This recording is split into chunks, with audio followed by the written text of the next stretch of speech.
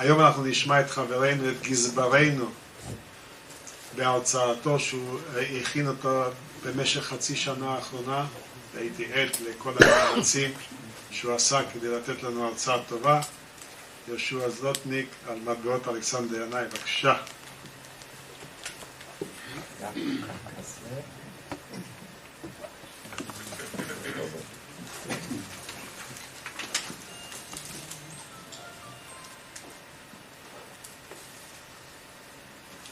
ערב טוב לכל הנוכחים, לכל החברים. ההרצאה הערב תהיה על מטבעות אלכסנדר ינאי.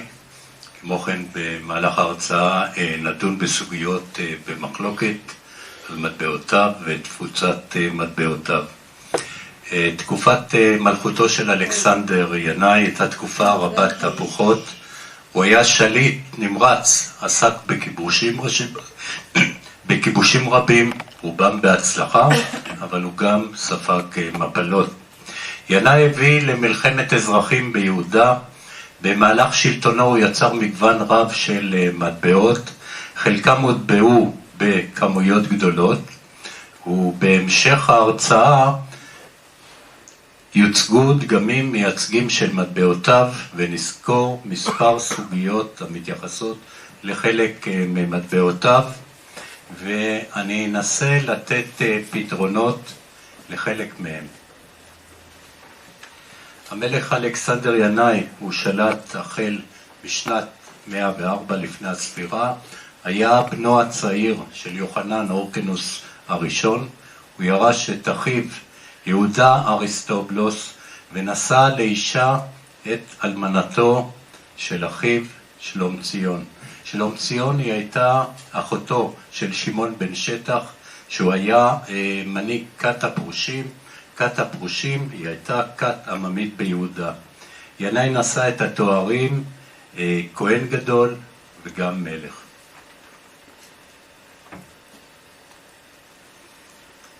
וכאן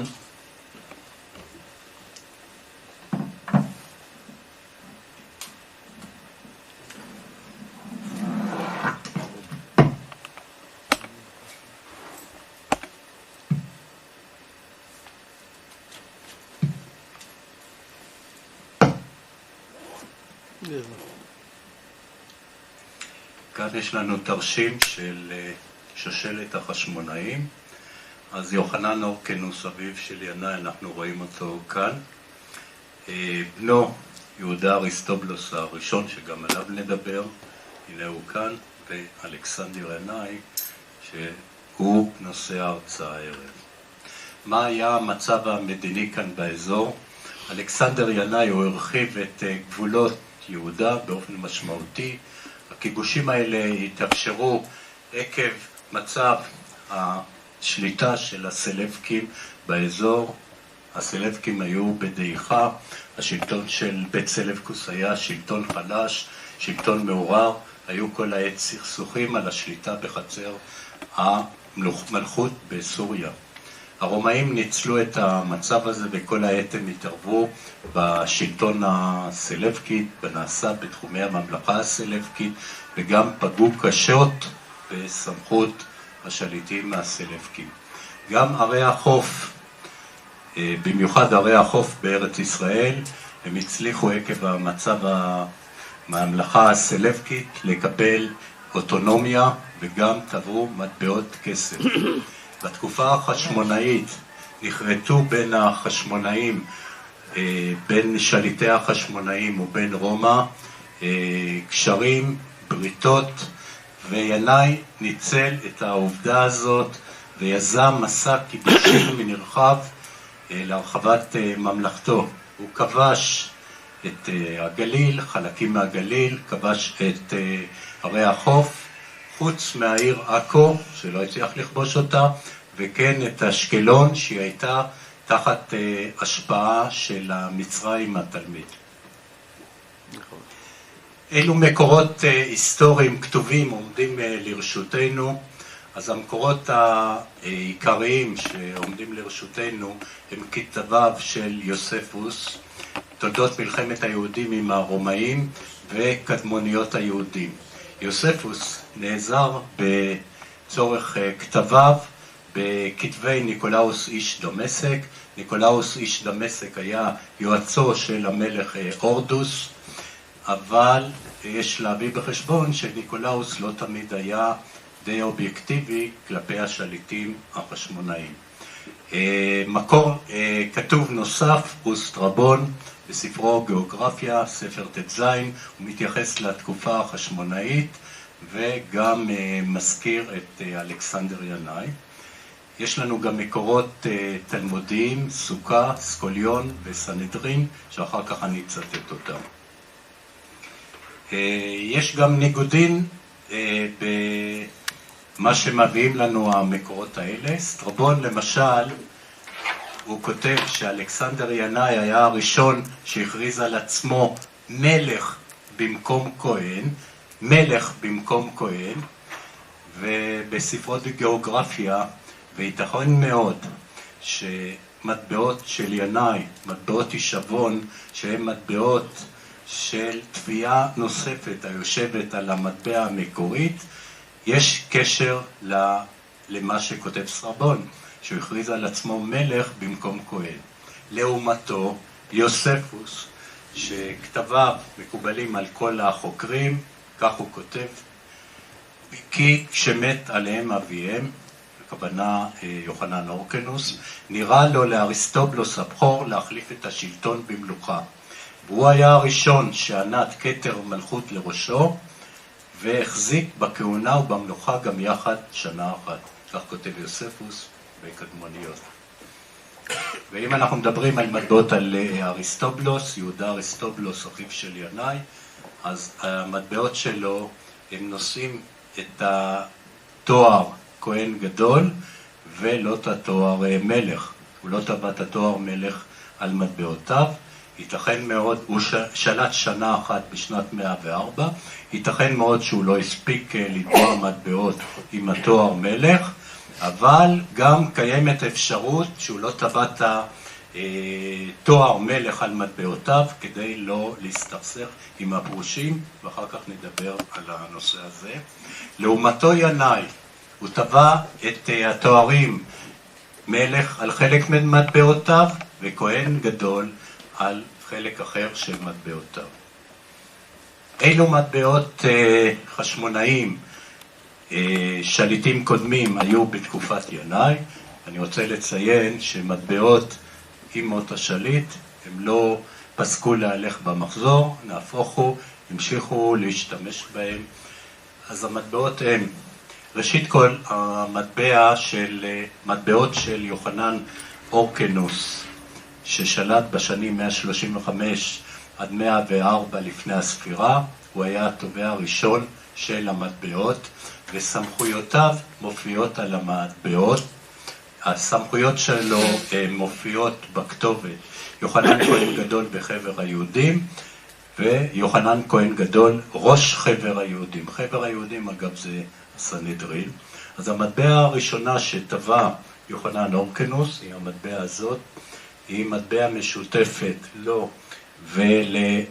ולאנטיוכוס השביעי, סידטס. בצד הזה של המטבע אנחנו רואים את העוגן המלכותי הסלבקי עם תואריו של אנטיוכוס השביעי, ומצד השני אנחנו רואים שושן או לילי, שזה סמל ממלכתי יהודי. המטבע השנייה שטבע יוחנן אורקנוס היא מטבע הזאת. אנחנו רואים כאן כתובת בעברית עתיקה, יוחנן כהן גדול בחבר היהודים. מעליה אנחנו רואים את האות אלפא ביוונית. אלפא ביוונית זה תחילת השם של שמו של אנטיוכוס, שנתן למעשה גושפנקה לכתובת בעברית שמופיעה מתחת לאלפא. מהצד השני של המטבע אנחנו רואים כאן זוג קרני שפע, בתוכם רימון.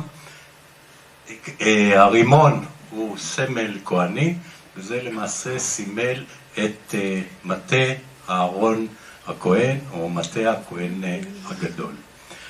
מטבע נוספת שטבע יוחנן אורקנוס, היא המטבע הזאת. אנחנו רואים כאן את הכתובת בעברית, יוחנן כהן גדול, ראש חבר היהודים. הפעם, אם תסתכלו, אנחנו כבר לא רואים את האלפא ביוונית מעל המטבע, כי בינתיים אנטיוכוס השביעי נהרג במלחמתו מול הפרטים, כך שיהודה הפכה להיות עצמאית, וכאן זה למעשה מטבע עצמאית של מדינת החשמונאים. בצד השני של המטבע אנחנו רואים את קרני השפע עם הרימון שדיברנו. במקרה במטבע הזאת יש כאן מעין כתובת חלקית, ייתכן מאוד שזה איזה סימן של המטבעה, או איזה כמה אותיות של המטבעה, או שהמטבע הזאת היא טבועה על מטבע אחרת.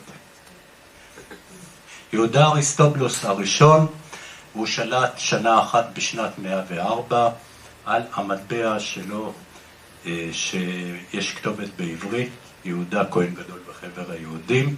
המטבע היא מוקפת מסביב כאן בזר. יהודה היה מלך, כמו שאמרנו, הוא לא טבע על מטבעותיו את התואר מלך, ובמקרה של יהודה אריסטובולוס, מה שקורא יוספוס נותן לנו מידע על שתי השמות שהיו לו, על השם שלו בעברית והשם שלו ביוונית, וכך אומר יוספוס בכתביו, יהודה הקרוי גם אריסטובולוס. אז בקלות אנחנו יודעים מהשתי השמות של השליט יהודה אריסטובולוס. לעומת זאת, שליטים אחרים, אנחנו צריכים להסיק לעתים תכופות את שתי השמות שלהם על פי המטבעות. אז כמו שאמרנו, התואר לא מופיע על מטבעותיו, הוא המשיך להלך במחזור בתקופת ינאי. כאן יש לנו עוד מטבע של יהודה אריסטובולוס. אם אתם שמים לב, בשורה הראשונה נהגו השליטים החשמונאים לכתוב את שמם, וכך אנחנו בקלות בנקל מזהים את מטבעותיהם. במקרה הזה חלק מהשם של יהודה עובר גם לשורה השנייה מחוסר מקום, וכך גם לעתים אצל שליטים חשמונאים נוספים.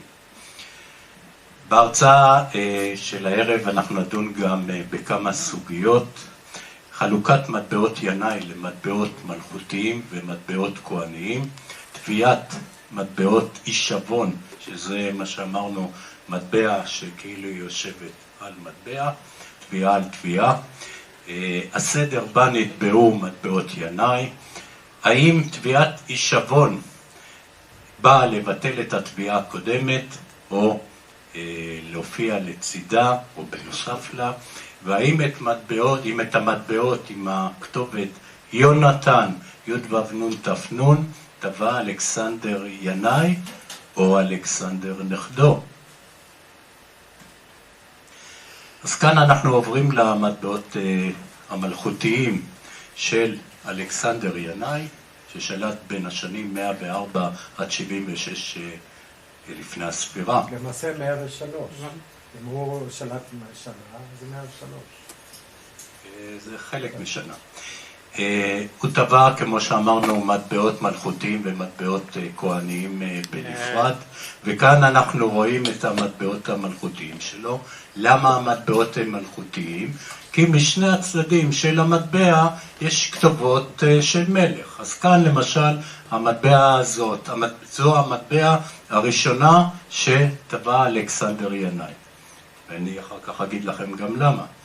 אז מצד אחד של המטבע אנחנו רואים כאן את השושן, הלילי מלכותי, והכתובת מסביב יהונתן המלך. על הצד השני של המטבע הזאת היא גם דו-לשונית, בעברית וביוונית. מהצד השני של המטבע אנחנו רואים את הכתובת כאן ביוונית, אלכסנדר המלך, ואת העוגן המלכותי. להזכיר לכם, קודם אתם ראיתם את העוגן המלכותי על המטבע המשותפת הזאת, המטבע המשותפת, וזה החלק ההלניסטי של אנטיוכוס השביעי. מטבע נוספת שטבע אלכסנדר ינאי זה מטבע של חצי פרוטה, אנחנו רואים אותה כאן. על צד אחד של המטבע אנחנו רואים כאן כף תמר, וגם כאן הכתובת יהונתן המלך, ומהצד השני הלילי המלכותי של ינאי. בהמשך בתחילת התביעה, טבע אלכסנדר ינאי גם את המטבע הזאת. כאן אנחנו רואים כוכב עם 8 קרניים, שמסביב יש כאן נזר מלכותי, ובפנים את הכתובת יהונתן המלך. מהצד השני יש לנו כבר את העוגן המוכר לנו עם הכתובת ביוונית, מלך אלכסנדר. וכאן יש לנו ממצא של בולה, כאן אנחנו רואים את התרשים של הבולה עם עץ תמר, ומופיע כאן הכתובת יהונתן המלך, כפי שמופיע במטבעות. וכאן אנחנו עוברים לדגמים של מטבעות כהניות. למה מטבעות כהניות? שמשני הצדדים של המטבע אנחנו רואים כאן סימנים של כהנות. כאן מופיע הכתובת בעברית עתיקה, יהונתן כהן גדול בחבר היהודים, ומהצד השני אנחנו רואים כאן את מטה הכהן הגדול עם הרימון בצורה הזאת או בצורה הזאת. כי אם אנחנו ניקח את החלק הזה, אנחנו נראה למעשה את מטה הכהן הגדול למעלה הרימון, וכאן זה המטה, כאן יש גולה, וכאן זה עומד על גולה, וזה דומה למטבע של המרד הראשון, שוודאי מוכר לכם, שאנחנו רואים כאן את מטה הכהן הגדול, כפי שרוברט דויטש כותב על זה במחקר, אני כרגע לא אוכל לפרט את זה, וכאן מטה הכהן הגדול על גולה. כמו כן, יש כאן מטבע כהנית נוספת, והמטבע הזאת מופיע כאן הכתובת, הינתן כהן גדול וחבר היהודים, ומצד השני גם קרני שפע. הכתובת הינתן, הוא מופיע רק עם כהן גדול. יש כאלה שקוראים את זה עם חולם, את היוד עם החולם, כך שזה יוצא כאילו יהונתן. וכאן יש לנו בולה עם עץ תמר, שמשני הצדדים של הבולה מופיע כאן הכתובת, הינתן כהן גדול ירושלם. אז מקום התביעה הוא ירושלים, וכמו שאמרנו, הינתן מופיע אך ורק על מטבעות עם כהן גדול. וכאן יש לנו כבר תביעת הישבון של מטבע על מטבע, ואנחנו רואים כאן על תביעת ההישבון את המטבע הקודמת שאנחנו ראינו, כאן זה הלילי, וכאן יש לנו את העוגן המלכותי, תכף אני אראה לכם. זו למעשה המטבע הזאת שרואים תכף על תביעת ההישבון, מצד אחד זה הלילי עם הכתובת יהונתן המלך, ומהצד השני אנחנו רואים את העוגן המלכותי. כן, הנה זה. אז אני חוזר כאן ומראה את העוגן המלכותי בתוך החישוק הזה, ומהצד השני אנחנו רואים כאן את הלילי ואת הכתובת יהונתן המלך. עכשיו, מאחר ואמרנו שזה מטבע הישבון, כאילו על המטבע עם הלילי, כאילו על מטבע עם הלילי והעוגן יושבת תביעה נוספת, ומלמעלה התביעה הנוספת היא קרני שפע, והכתובת בעברית עתיקה, יהונתן כהן גדול וחבר היהודים. סליחה.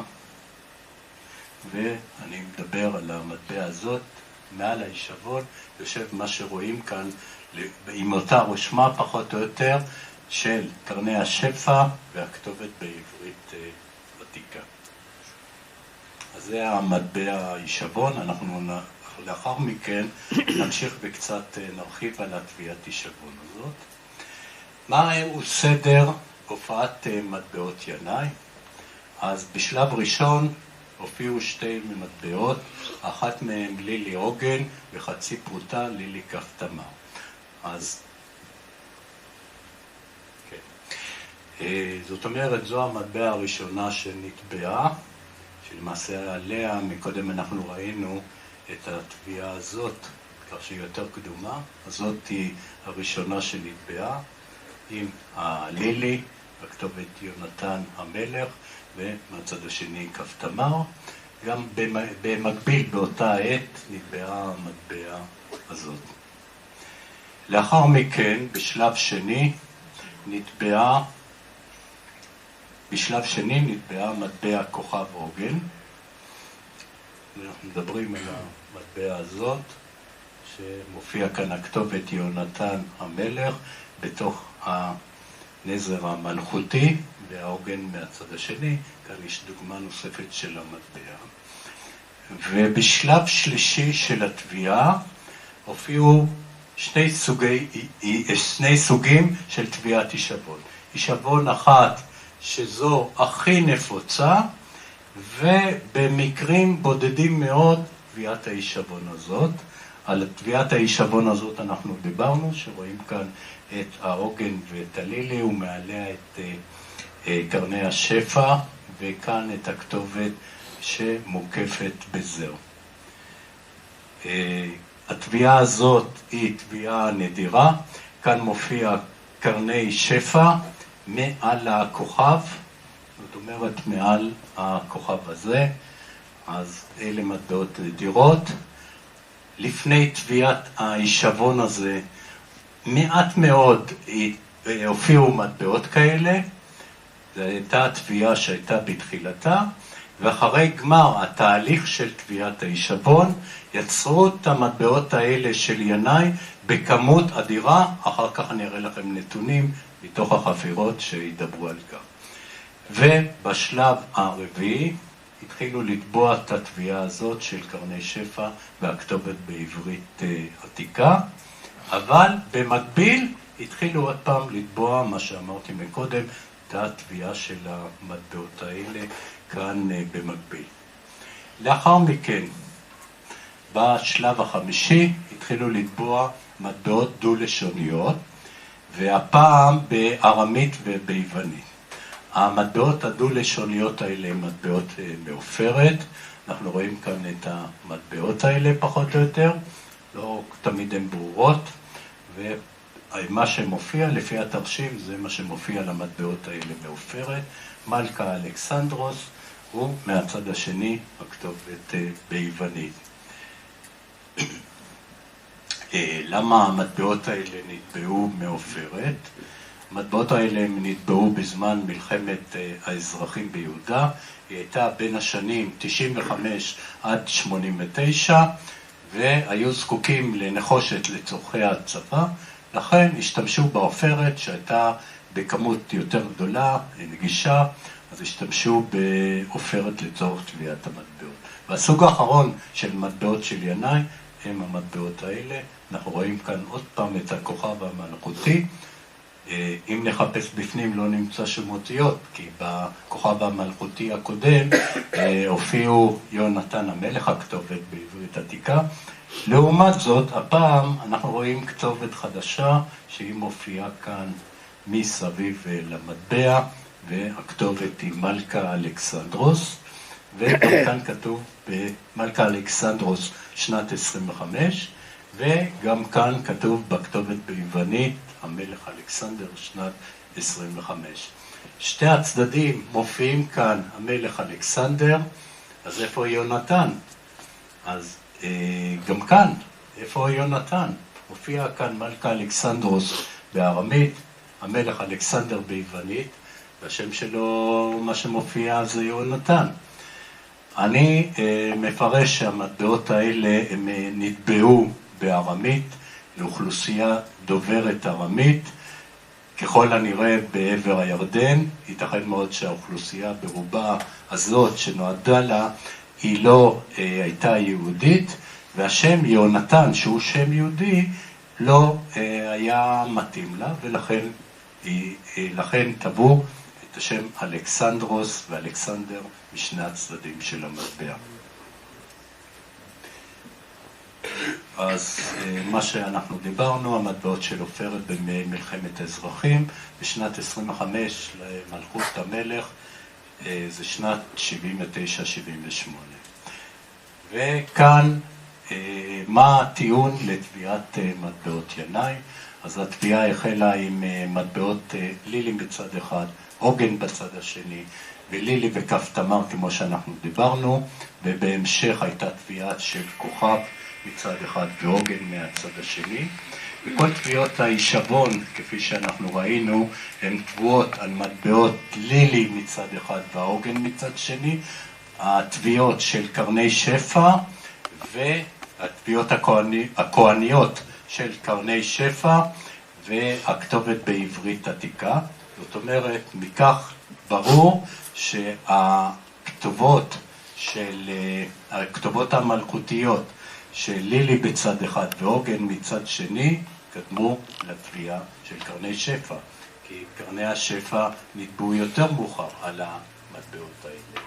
עכשיו, אני עשיתי מדגם בו בדקתי כ-86 מטבעות הישבון, 86 מטבעות הישבון, ולפי מה שעולה, רק מטבע אחת שעליה מופיע כוכב עוגן, רק עליה יש תביעת הישבון של קרני שפע וכתובת בעברית עתיקה.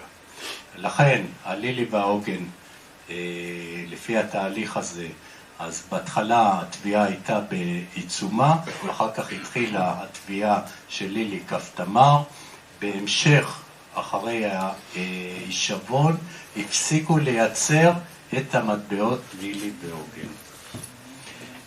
וממצא מטבעות כוכב, שעליהם התביעה של קרני שפע, הכהניות, היא מעידה למעשה שהתביעה הזאת היא קודמת לתביעה של קרני שפע. ותכף אני אראה לכם בממצא בחפירות שמעיד על כך.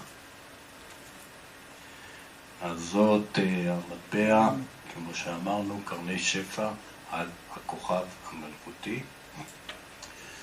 עשיתי בדיקה של ממצאים של מטבעות מ10 חפירות, בהם גמלה, מירון, ירושלים ומקומות אחרים.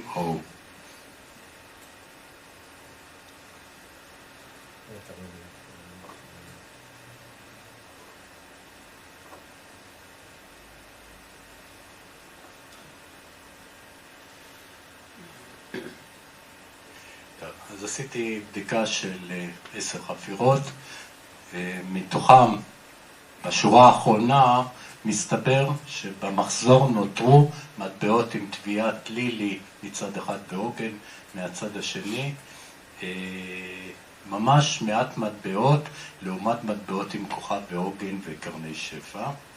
אז אם אני אקח את הסיכום של הממצאים של 10 החפירות, בדקתי סך הכל 5,777 מטבעות מתוך 10 חפירות, מתוכם מטבעות עם כוכב מצד אחד ועוגן מהצד השני 4,911 מטבעות, שהם 85% מהממצא. זאת אומרת, כמות אדירה שנמצאה בחפירות של כוכב מצד אחד ועוגן מהצד השני, ולעומת הממצא הזה, קרני שפע וכתובת מהצד השני, שזה התביעה הכהנית, רק 726 מטבעות, שהם מהווים 12.74%. בדקתי גם את המטבעות לילי עוגן, ומסתבר שבכל החפירות האלה, מטבעות לילי עוגן נמצאו אך ורק 15 מטבעות, שהם מהווים 0.26% מסך הכל הממצא. אז מה קורה כאן? אז מסתבר, כמו שהזכרנו מקודם, שהמטבעות הישבון, אז מופיעות עליהם הלילי עוגן, התביעה לילי עוגן למטה, ומעליהם קרני שפע והכתובת בעברית. אז מול ה-15 מטבעות של לילי עוגן, התביעת הישבון, שגם בהם המטבעות לילי עוגן, התגלו 115 מטבעות, שזה כמעט פי 10, וזה מהווה 2% מהסך הכל של המטבעות. אז מה שהממצא, המסקנה הסופית מהממצא הזה, מראה שרוב המטבעות לילי עוגן שהיו במלאי בזמן מסוים שהתחילו את תביעת הישבון, לקחו את כל המטבעות האלה שהיו בממצא, את כל המלאי הזה, וכמעט על כולם עשו את תביעת ההישבון של קרני שפע ועוגן. כאן, לא רוצה להתעכב, כי הזמן שלנו מוגבל, אז נעבור למפת הטריטוריה בשליטתו של אלכסנדר ינאי. אז אלכסנדר ינאי ירש מאביו, יוחנן אורקנוס, כמובן את ממלכת יהודה, אבל הוא קיבל גם את ממלכת אדום, הוא קיבל גם את אזור אדום ואת שומרון. וינאי, במהלך הפעילות שלו, של הכיבושים שלו, כבש את הגליל, כבש את ערי החוף חוץ מעכו ואשקלון, והגיע דרומה עד קו ניצנה מזרחה, כמו כן כבש חלקים מעבר הירדן והגולן. הוא קיבל מאחיו יהודה אריסטובולוס את ממלכת האייתורים שנמצאת כאן. אז בואו נעבור ונראה את הכיבושים של אלכסנדר ינאי. היה לו מצור על עכו, שהיא פנתה לתלמי לטירוס, בנה של קליאופטרה השלישית, ולכן הוא לא כבש את עכו. הוא כבש אלכסנדר ינאי את דור, את סטרטון, שהיא קיסריה של היום, אפולוניה, יפו בשנת 104, דרך המסחר הקרויה, דרך הפסמים, שבין פטרה, בירת הנבטים, ובין עזה, כמו כן הוא כבש את עבר הירדן, הערים ההלניסטיות, גדרה, חמתן, והגלעד והבשן, כבש לאחר מכן בשנת 99 את מואב, את אנטדון ועזה, בשנת 95 הוא הרס את עזה לחלוטין כמעט, את דיון, פלא וגרש, כבש בשנים 83 עד 80, ואת גמלה בגולן. לעומת זאת, היו לינאי גם מפלות. ומה הם המפלות? ראשית כל המפלה של נגד תלמי לטירוס. העיר עכו, נציגים מהעיר עכו פנו לתלמי לטירוס.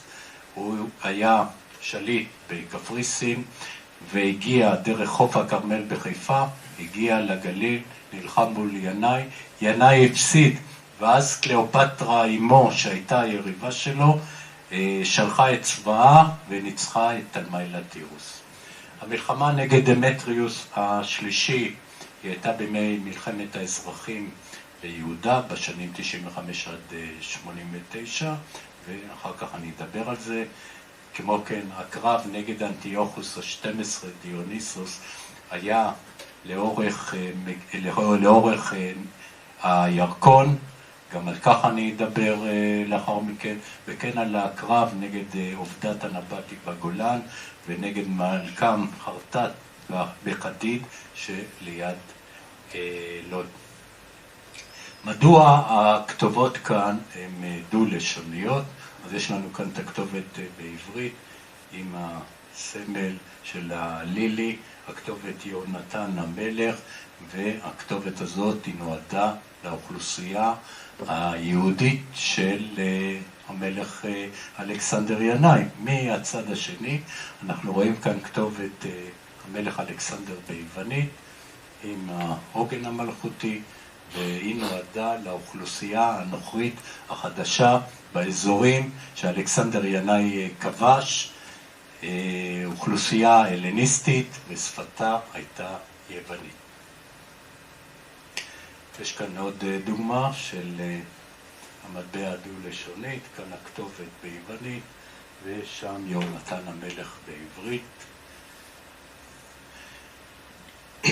מטבע נוספת דו-לשונית של ינאי עם הכתובת כהן המלך, היא מטבע נדירה מאוד, כאן כתוב כהן המלך בתוך הכוכב הזה, היא מטבע נדירה, היא דו-לשונית, כי כאן ביוונית וכאן היא מופיעה בעברית, היא היחידה שנושאת את שני התוארים של המלך על צד אחד של המטבע. אם אנחנו משווים כאן את התוארים, למשל של מתתיה אנטיגונוס, שהיה לאחר מכן כמובן, אז מופיע כאן מתתיה כהן גדול בחבר היהודים בעברית, ומהצד השני המלך אנטיגונוס ביוונית, לאוכלוסייה היוונית שהייתה באותה עת. מה קורה בהשוואה עם שתי המטבעות האלה? כאן יש מטבע של מתתיה אנטיגונוס עם קרני שפע גם כאן יש מטבע חשמונאית שהיא הרבה קטנה יותר מהמטבע של מתתיה אנטיגונוס, פרוטה חשמונאית. אז כאן אנחנו רואים שמופיע הרימון, וזה היה הסמל של הכהן הגדול. מה שעשה מתתיה אנטיגונוס, הוא הוציא את הרימון מבפנים, אבל שמר על הצביון הכהני של המטבע, ויכול היה להכניס כאן עוד כמה אותיות, ולכן הוא כותב כאן מתתיה כהן גדול בחבר היהודים. כאן יש את המטבע הכוכב, אנחנו כבר מכירים את המטבע הזאת, יש כאן 8 קרניים, ואם אנחנו לוקחים את הכתובת שמופיעה בפנים, אז יש כאן יהונתן המלך, אז היו 10 אותיות. היה צורך למי שטבע את המטבע הזאת לעשות 2 צמדי אותיות כפי שאנחנו רואים כאן על המטבע, וזה מופיע בוורסיות שונות על מטבעות של הכוכב הזה, כמו כאן, אז האותיות הצמדים הם נדמה לי כאן וכאן. מטבע דו-לשונית נוספת מעופרת עם הכתובת מלכה אלכסנדרוס בארמית, היא מופיעה כאן, ועליה קצת דיברנו, מלכה אלכסנדרוס, והכתובת כאן ביוונית, ללא השם יהונתן. ויש לנו דוגמאות של המטבעות האלה, והמטבעות האלה, בצד הזה אמורות לשאת את הכתובת מלכה אלכסנדרוס, אז רוב המטבעות האלה לפי הממצאים כמעט ולא רואים עליהם את הכתובת מלכה אלכסנדרוס. לעומת זאת, מהצד השני של המטבעות אפשר לראות הצד עם הכתובת ביוונית, אז אנחנו יכולים לראות כאן בתוך החישוב את העוגן המלכותי וכמה אותיות ביוונית. על רוב המטבעות אנחנו יכולים פחות או יותר לזהות את העוגן המלכותי. גם סמלי שושן מופיעים על מטבעות ינאי, היה שימוש רצוף בדגם השושן, החל ממטבעות יהוד, מדינת יהוד, זה היה הסמל שלה, שושן ממלכתי, סמל יהודי, במאה הרביעית, בתקופה הפרסית כמובן. בהמשך אנחנו רואים את השושן לילי על המטבע של יוחנן אורקנוס עם אנטיוכוס השביעי. יוחנן אורקנוס גם טבע, כאן לא כל כך רואים, זה כאילו קצת בצל, טבע המטבע של חצי פרוטה, גם עם הלילי, עם הצד השני כף תמר. בהמשך אלכסנדר ינאי גם טבע את הלילי על מטבע חצי פרוטה שלו, וכאן אנחנו רואים את הלילי המוכרת שלנו עם הכתובת יהונתן המלך, וכאן יש לנו דוגמה של מטבע אישבון, שהלילי מופיע כאן בצורה הפוכה, ומעליה את הכתובת יינתן כהן גדול. קרני שפע הם גם סמל אופייני לחשמונאים, מסמלים את הכהונה הגדולה. כאן אנחנו רואים מטבעות של יוחנן אורקנוס, גם יהודה אריסטובולוס בהמשך המשיך עם התביעה הזאת של קרני שפע, וכאן אנחנו רואים את הקרני שפע עם הרימון שמופיעים על מטבעות של אלכסנדר ינאי, וכאן יש לנו קרני שפע עם הרימון באמצע, אבל הכתובת כאן היא יהונתן. אז האם יהונתן זה אלכסנדר ינאי או אלכסנדר נכדו של ינאי? אם יהיה לנו זמן אז נדון על זה בהמשך.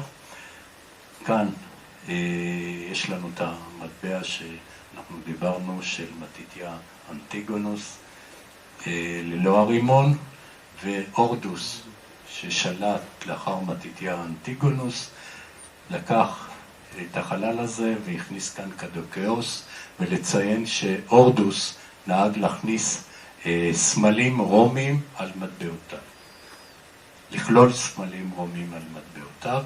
יש לנו כאן מטבעות מסוג נוסף שמיוחסים לאלכסנדר ינאי, והפעם עם הכתובת יינתן.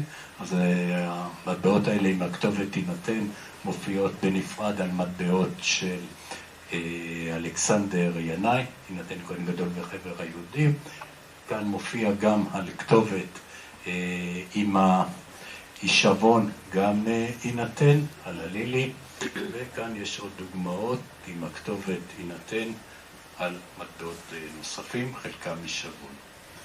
מלחמת האזרחים בממלכת ינאי פרצה בשנת 95, היא נמשכה למשך 6 שנים, כלומר עד שנת 89, לפי יוספוס נהרגו במלחמה הזאת 50,000 תושבים ביהודה, חלקם קראו לדמטריוס השלישי להתערב ביהודה, ולפי יוספוס ינאי נעזר כנגד מתנגדיו בשכירי חרב קיליקים, בעיקר מאסיה הקטנה. הוא הסתכסך עם הפרושים, ומדוע? הם דרשו שהמלך יפעל בשיתוף פעולה עם הסנהדרין. למשל אנחנו רואים על מטבעותיו המלכותיים של ינאי, שקדמו לאלה הכהנים, שלא מופיע שם חבר היהודים, שזה הסנהדרין. אז הייתה כנראה דרישה חזקה לשתף פעולה עם הסנהדרין. בראש הסנהדרין עמד שמעון בן שטח, הוא היה גיסו של ינאי, אחיה של אשתו כמובן. נציגי העם הם טענו שינאי הוא מתנהג כמלך הלניסטי, באופן שנוגד את תפקידו של ינאי ככהן גדול. כהן גדול היה צריך להיות עסוק עם קורבנות של בעלי חיים, לעומת זאת מלך הלניסטי שעוסק בכיבושים, הוא היה עסוק כל העת בקורבנות אדם, נלחם, וזה לא התאים אחד לשני. אז היו טענות רבות, ובעקבות זה נגד את התפיסה של הפרושים, ובעקבות זה פרצה מלחמת האזרחים, ומאוד ייתכן שבעקבות בור של דמטריוס, שנקרא על ידי חלק מהאזרחים, אז תוצאות המאבק הזה מופיעות על מטבעות תביעות הישבון, שזה מעין פשרה, ששמו סממני כהונה ואת חבר היהודים על סממני מלכות של ינאי. בשנת 89 פלש המלך דמטריוס השלישי, שעכשיו דיברנו עליו, מסוריה, והופיע בשומרון. הוא הצליח לגבור על אלכסנדר ינאי, ואז זה שבר את גב הגמל של אלכסנדר ינאי, והייתה פעילות לאיחוד העם, והושגה פשרה בין ינאי ובין הפרושים לתת יותר סמכויות לסנהדרין, והעם הוא התחיל להתאחד, ועקב אחדות העם הצליחו לסלק את דמטריוס מיהודה. הנה כאן יש לנו מטבע עם ידידנו דמטריוס השלישי. הזכרתי בתחילת ההרצאה שינאי כבש את דרך הבשמים שהייתה בין פטרה, בירת הנבטים, לעזה. וזו הייתה דרך חשובה מאוד לנבטים. הנבטים עסקו הרבה במסחר, הייתי אומר במסחר בינלאומי, וסחורות עברו והגיעו לעזה, כי משם, דרך נמל עזה, הסחורות עברו מעבר לים. אז ינאי הצליח לנתק את הנבטים מהים, דרך המסחר שלהם. אז הנבטים השתמשו בדרך חלופית, שמפטרה, בירת הנבטים, לדמשק, שגם הייתה להם שליטה בדמשק, ומשם לנימי צור וצידון. בשנת 90 ינאי התנכל לנבטים וכבש את הדרך הזאת, ומה שקרה בסיכומו של דבר, הופיעו שם הנבטים עם מלכם עובדת הראשון, התקיפו את צבא ינאי במערב, והמלך ינאי הובס, נמלט משדה הקרב בגדרה, והוא נאלץ לאחר מכן להחזיר שטחים לנבטים. ולא די, הנבטים גם פלשו לאזור לוד, והיה שם קרב חדיד, גם שם הפסיד ינאי, ובסופו של דבר הוא הגיע לסיכום עם הנבטים שהם עזבו את יהודה. איזה מקורות כתובים על מלחמת האזרחים יש לנו בתקופה של ינאי? אז יוספוס בקדמוניות כותב כך: ובני עמו של אלכסנדרוס עוררו מהומה נגדו, שכן התקוממה האומה עליו בשעה שנעשה חג, כשעמד על יד המזבח להקריב, וזרקו בו אתרוגים. נוסף לכך עלבו בו ונתכעס והרג מהם 6,000 איש. ומוסיף יוספוס, הוא גם קיים חיל שכירים קיליקים לפניית הערבים של מואב וגלעד להיות מביאי מס עובד. אולם שאסר קרב עם עובדת מלך הערבים ונפל ביד מערב ונעדף לתוך תעלה עמוקה ליד גדרה, בקושי ניצל ונמלט לירושלים. ועוד המקור הזה של יוספוס הוא כותב: כשנטפל עליו העם למראה הפורענות, נלחם בהם המלך והרג בתוך 6 שנים לא פחות מ5 ריבו יהודים. 5 ריבו זה 50,000 איש.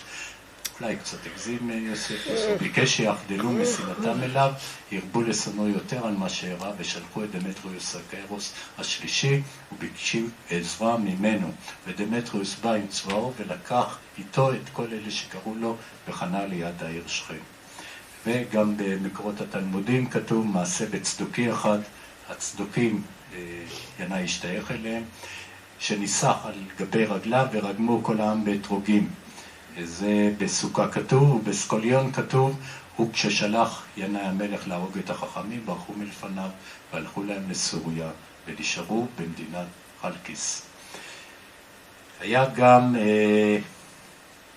עוד קרב של ינאי, והפעם לאורך הירקון, נגד בקו שבין אנטיפטריס ובין יפו בשנת 84, נגד אנטיוכוס דיוניסוס.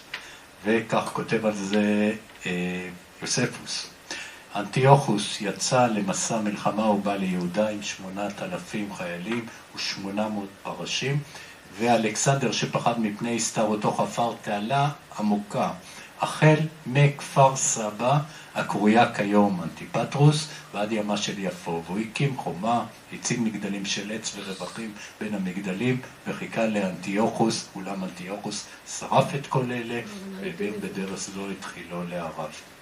אז כאן אנחנו רואים את קו ההגנה של ינאי נגד חיל אנטיוכוס. אנחנו רואים כאן שקו ההגנה החל ממגדל אפק, מגדל צדק של היום, נדמה לי גם היום קוראים לו מגדל אפק, בין ראש העין וקיבוץ עינת.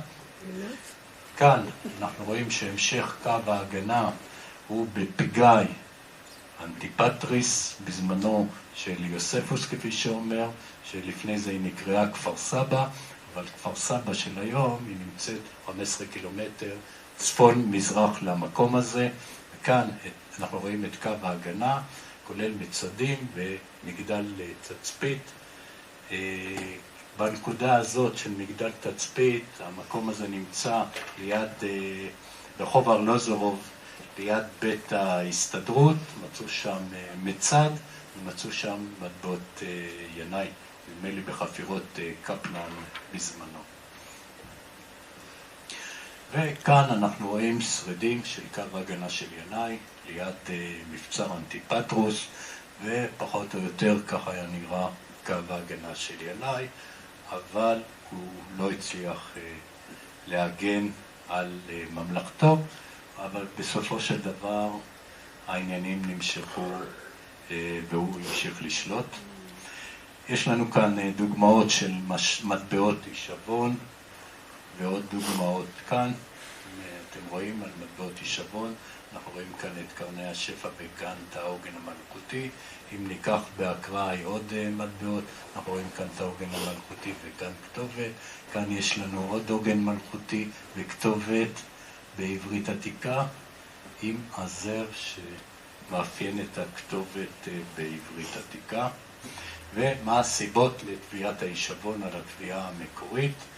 אז אנחנו מניחים שטביעת הישבון קשורה לסכסוך שהיה לינאי עם הפרושים שדרשו להפסיק להתנהג כמלך הלניסטי שנוגד את תפקידו ככהן גדול, ובמטבעותיו המלכותיות אנחנו רואים גם שלא היה שיתוף פעולה עם הסנהדרין, כלומר חבר היהודים, ומה ששבר את גב הגמל היה פלישתו של דמטריוס השלישי, ואפשרות אחת כיצד לפייס זמנית את הפרושים, לסיים את מלחמת האזרחים ביהודה, הוא החליט ינאי לאחד את העם ולטבוע על מטבעותיו המלכותיות סמלים כהניים, כמו כתובת בעברית עתיקה שכולל כהן גדול וחבר היהודים.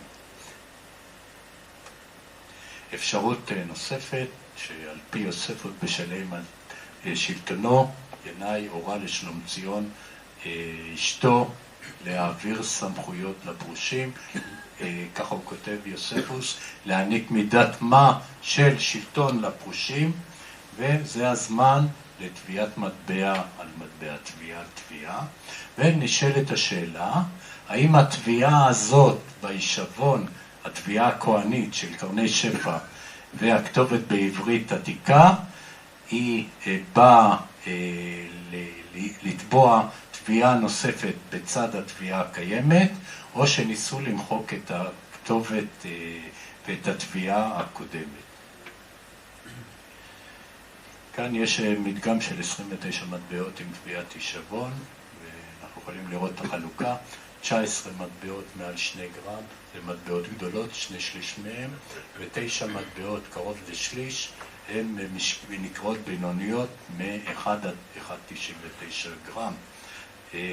בדקתי גם עוד את המטבעות האלה, מה טבוע על מה, אז 14 מטבעות הם תביעת קרני שפע על לילי, וכתובת בעברית על עוגן, ו13 מטבעות כתובת בעברית על לילי, וקרני שפע על עוגן.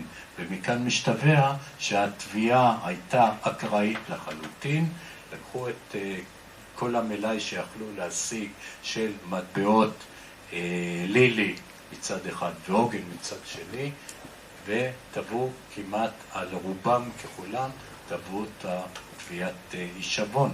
זאת אומרת, התביעה הכהנית של קרני שפע וכתובת בעברית עתיקה. הנה כאן אנחנו רואים את המטבעות, זה הסוג של המטבעות הגדולים, 2.85 במקרה זה, וזאת מטבע בינונית. ונשאלת השאלה, האם התביעה החדשה הזאת, תביעת הישבון, באה למחוק את התביעה הקודמת, או להיות בנוסף לה, כך שיראו על המטבע גם את הסימנים של כהן גדול וחבר היהודים, וגם את הסממנים המלכותיים. אז בואו נראה, לקחתי מדגם של כמה מטבעות, שרואים די ברור, אבל יש לי עוד דוגמאות כאלה, ופשוט מאוד אי אפשר היה להכניס את הכל על השקף הזה. אז מה אנחנו רואים? אנחנו רואים כאן מצד אחד את העוגן המלכותי, וכאן את קרני השפע. כאן רואים את הלילי ואת הכתובת בעברית. כאן אנחנו רואים את קרני שפע, ובצדם אנחנו רואים את העוגן. כאן אנחנו רואים את הלילי ואת קרני השפע. כאן אנחנו רואים את המסגרת של העוגן והכתובת ביוונית, ומהצד השני אנחנו רואים כמה אותיות, ואנחנו רואים גם את הזר, גם כאן רואים את הכתובת וכאן את הלילי. אז יש להניח שלא רצו לבטל את התביעה הקודמת, יכלו לעשות מה שלמשל בר כוכבא עשה. מה עשה בר כוכבא? הוא שייף את המטבעות, נכון? יכלו לעשות את זה בצורה אולי קצת יותר פרימיטיבית או קלה. לקחת פטיש ולהקיש על התביעה הקודמת, אם רצו שלא יראו אותה, ולעשות את זה משני הצדים, ואז לעשות את התביעת הישבון החדשה. אבל לא עשו את זה, אז רצו שגם יהיה סממנים מלכותיים, שרואים אותם, וגם כהניים על שני צידי המטבעות. לפעמים עשו את זה בצורה טובה, אבל הרבה פעמים רואים על רוב המטבעות, פחות או יותר, רואים את שני סוגי התביעות. הנה, כאן אנחנו רואים את המטבע הזאת, אז אנחנו רואים את הלילי שהוא נכנס לחלק הזה, ומצד השני את הכתובת בעברית כאן עם הזר, הנה הזר, והנה הכתובת בעברית, ואם ניקח את הצד השני, אז אנחנו רואים כאן שיש כאן שילוב של שני התביעות. אם אנחנו מסתכלים מהצד השני, אז מה שעשו כאן, לקחו את העוגן הזה, הנה, וזה היה מלפני כן, וכאן נוסף ההישבון, השתמשו ברושמה מהסוג של המטבע הזאת, עם קרני שפע, והנה אנחנו רואים כאן את קרני השפע ובתוכם הרימון. נעבור לעוד סוגיה, איך אנחנו משייכים את השם העברי יהונתן לשם ביוונית של המלך אלכסנדר.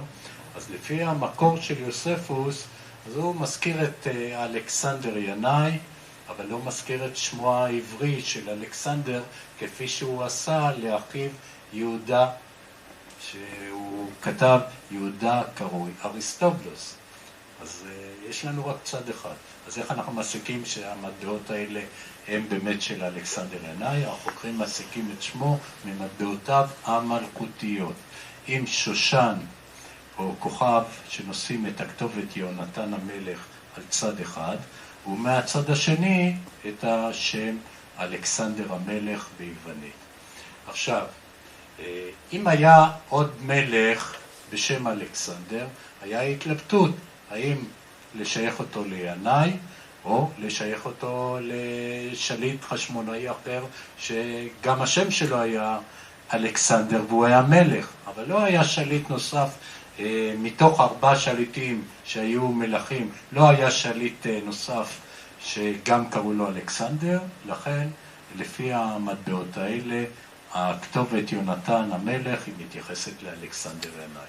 מה שעושים החוקרים זה משהו קצת מפליא, רובם עושים הכללה גם לשמות של יונתן, שזה שייך לאלכסנדר, וגם יונתן, וטוב שאין על מטבעות שמתגלים עם עוד איזה כמה שמות שיש בהם את האותיות נון תפנון, כי אז באוטומטית היו עושים בהכללה כאילו הם שייכים לינאי. וכאן יש לנו בעיה. אז ינאי היה מלך רב שמות, ולפי המחקרים מופיעים על שמו, חוץ מאלכסנדר 3 שמות, האחד מהם זה יהונתן, שזה השם הנפוץ ביותר, השם השני זה יינתן, שהוא מופיע על מטבעות וגם על תביעות הישבון, וגם השם יונתן, שזה מטבעות עם השם יונתן ועם קרני שפע, ובמחקר אין התייחסות למטבעות האלה. אז הנה אנחנו רואים כאן מטבע, הכתובת כאן יונתן י"ו נון תפנון, ומהצד השני אנחנו רואים כאן את קרני השפע ובתוכם רימון. זאת אומרת, הנושא השם הזה הוא היה כהן גדול. והאם ייתכן שהשם יונתן הוא של אלכסנדר השני, בן אריסטובולוס, שהיה נכדו של אלכסנדר ינאי. והנה אנחנו רואים כאן עוד מטבעות נושאים את השם יונתן ומטבעות נוספים. אין התייחסות ספציפית עד היום במחקר למטבעות האלה. אז יש לי 4, אני טוען שזה נכדו של אלכסנדר ינאי, ויש לי לכך 4 טיעונים. האחד מהם הוא מבוסס על יוספוס, ויוספוס כותב, ואלכסנדר בן אריסטובולוס, אשר נמלט משבי פומפיוס, אסף מקץ חיים חיל גדול, הציק לאורקנוס, עבר בכל ארץ יהודה וכמעט שם קץ לשלטונו. אורקנוס דודו, אורקנוס השני דודו של אלכסנדר, הנכדו של אלכסנדר ינאי, ומוסיף יוספוס, כי הרב את ליבו לגשת לירושלים לבנות מחדש את חומתה, אשר נהרסה בימי פומפיוס. ולפי, אני לא רוצה פשוט מאוד להרחיב כאן מבחינת התוכן, מדובר כאן על הבן של אריסטובולוס, הוא גייס כ-30,000 חיילים, נלחם, סילק את דודו, אורקנוס השני, שהיה כהן גדול, סילק אותו מירושלים, והשליט הזה, אלכסנדר, הוא למעשה כבש את ירושלים, התחיל לבנות לפי יוספוס את החומה שלה. אם הוא בנה את החומה שלה, אז הוא בטח גם נתקל במטבעה שהייתה ליד החומה, מגדל דוד, הייתה מטבעה חשמונאית, היה לו נגישות למטבעה, ויכל לתבוע את המטבעות עם הכתובת יהונתן.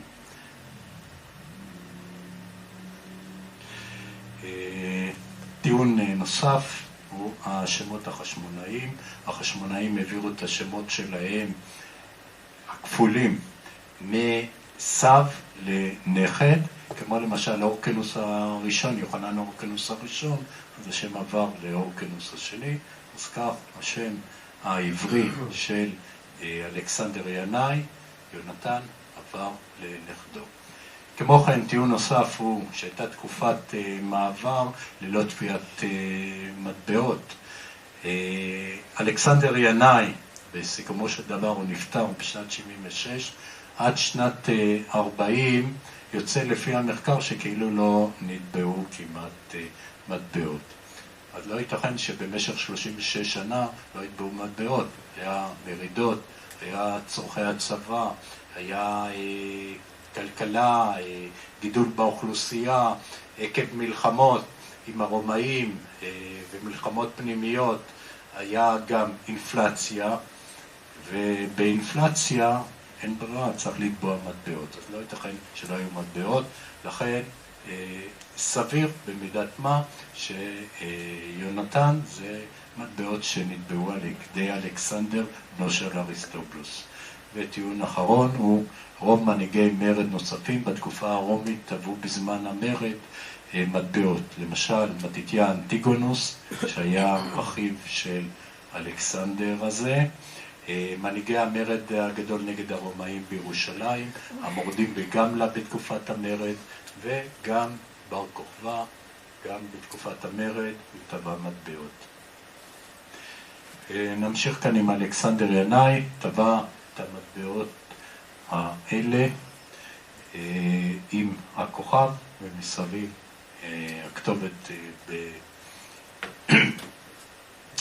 הכתובת בארמית, מלכה אלכסנדרוס שנת 25, ודיברנו שלא מופיע השם העברי של אלכסנדר, כלומר יהונתן. אז כאן מסתבר שהרושמה כאן בתביעה הזאת היא הייתה גדולה מאשר הסימון, הסימונים היו קטנים, ולכן לא רואים את כל הכתובת שצריכה להיות בצורה הזאת, לא רואים על המטבעות. כמו כן, המטבעות האלה הכילו כ-70% נחושת, והיתר הכילו עופרת, ולכן המצב של התביעה לא היה תקין. הנה אנחנו רואים כאן שהחלק מסביב כאן של המטבעות האלה הוא קצת נאכל עקב מרכיב העופרת בהם. המטבע של ינאי היא זאת שמתוארכת לשנת 25 למלך, ונשאלת השאלה, מה זה 25? האם זה חצי יובל? אם זה חצי יובל, זה שנת, זה פשוט מאוד שנת 79-78, ולא מקובל שיחגגו חצי יובל, אלא רק יובל. אבל זה המצב, יש כאן סוגיה שעדיין לא נפתרה. והנה אנחנו רואים את המטבעות האלה, שלל המטבעות האלה, שרובם לא טבועות בצורה ברורה, אלא רק בחלקם. ינאי טבע גם מטבעות של חצי פרוטה, משקלם בין 0.66 גרם ל-1 גרם. הנה אנחנו רואים כאן את המטבעות האלה, ולציין שביפו נמצאו מאות מטבעות, לפי פרסום של קינדלר, וכמעט כל המטבעות האלה הם מטבעות של חצי פרוטה. והנה דוגמאות לערכים נוספים של מטבע פרוטה גדולה שאנחנו רואים כאן, וכאן מטבעות בינוניות משני הסוגים. המטבעות הכהניות עם קרני שפע והרימון, וכאן עם הכוכב, וזה המטבע הקטנה.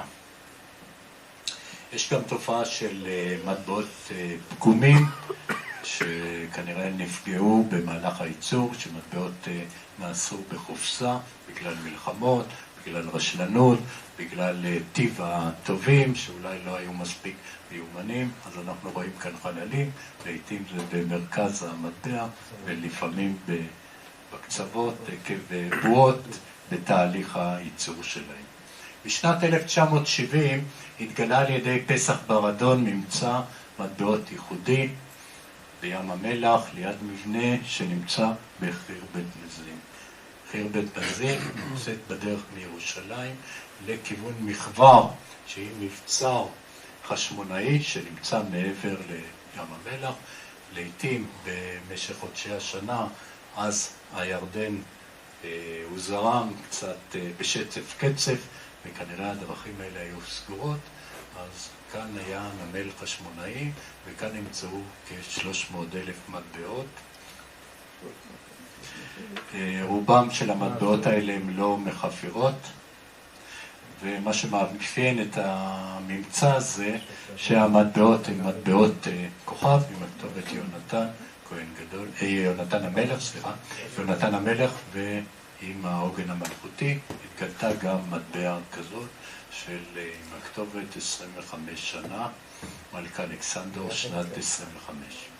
והנה השחזור של הנמל החשמונאי הזה, רואים ספינות חשמונאיות יוצאות ובאות מצד אחד, זה נמצא בצד המערבי של ים המלח, לצד המזרחי וחזור, הבילו סחורה, אנשים, אולי גם מטבעות ממיסים או ממקורות אחרים. וכאן אנחנו רואים את חיר בית מזין היום, שנקראת גם קסר אליהו, נמצאת ממוקמת 200 מטר מים המלח. ים המלח בגלל נסיגת המים, הנמל הזה החשמונאי התרחק 200 מטר מים המלח. מטבעות ינאי נתגלו בירושלים 3,554 וגם ל-3,264, ביפו 897, לפי קיטלר רוב המטבעות האלה הם מטבעות של חצי פרוטה. כמו כן באתרים אתרי בברנת ליד לוד, יודפת התגלו 182 בגליל, וציפורי ששם עשינו את הטיול 138, ובחורבות מצדה 86 מטבעות. וכאן יש לנו את מפת התפוצה של מטבעות אלכסנדר ינאי. אנחנו רואים שהמטבעות מבחינת הממצא פחות או יותר נמצאים ברוב השטח שנכבש על ידו ומופיע כאן במפה. וכאן יש לנו גם מטבעות של ינאי שהתגלו בקפריסין, בפאפוס 4 מטבעות, קוראים 3 מטבעות, קיטון, סלמיס וסולוי בצפון קפריסין מטבע אחד. איך הגיעו המטבעות לקפריסין? עולי רגל מקפריסין שהגיעו ליהודה, החליפו את הכסף שלהם בכסף מקומי, קיבלו עודף במטבעות של אלכסנדר ינאי, שמו אותם בכיסם, חזרו לביתם וככה התגלו המטבעות האלה. בשנות מלכותו האחרונות אלכסנדר ינאי הוא החליט לקדם את האחדות בעם, ציווה על אשתו להשלים עם הפרושים, המשיך גם בכיבושים תוך כדי כך, כבש את גרש, דיון, גם בגולן, ושימש בכהונה, היה כהן גדול במשך 27 שנה. בתום מלכותו הוא חלה בשכרות, וזה הביא למותו בשנת 76 בגיל 51, ויש להניח, יש השערות שהוא נקבר במצודה החשמונאית באלכסנדריון, וזהו זה. תודה.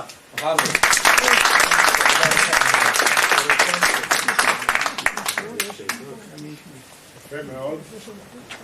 תודה רבה. כשאתם רואים הרצאה שהוכנה כהלכה, אפשר מיד להתרשם.